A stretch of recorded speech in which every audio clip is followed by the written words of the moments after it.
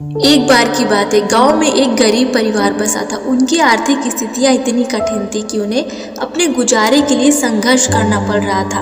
हालांकि परिवार में केवल 3 सदस्य थे, पति, पत्नी और उनका बेटा।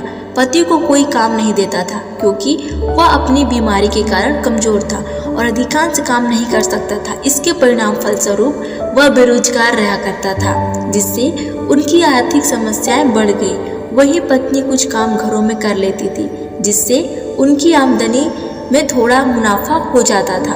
दुखद तौर पर वह कमाई उनके बेटे की शिक्षा को समर्थन देने के लिए पर्याप्त नहीं थी, जिसका मतलब था कि वह स्कूल नहीं जा सकता था। एक दिन पति का आकस्मिक निधन हो गया, जिससे उसकी पत्नी अकेली हो गई। गांव के लोग उसे अशुभ मानकर काम में से निकाल दिया।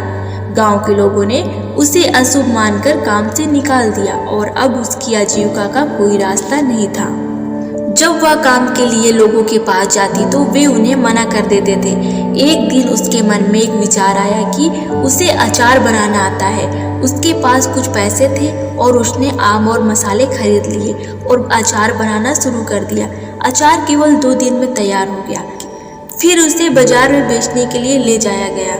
उसने थोड़े पैसे कमाए। दूसरे दिन वो पैसे कमाने के बजाय पैसों से और आम और मसाले खरीदे और फिर गांव से दूर बाजार में जाकर बेचने गई। धीरे धीरे उसकी आमदनी बढ़ने लगी और उसके बेटे को स्कूल जाने में समर्थ हुई।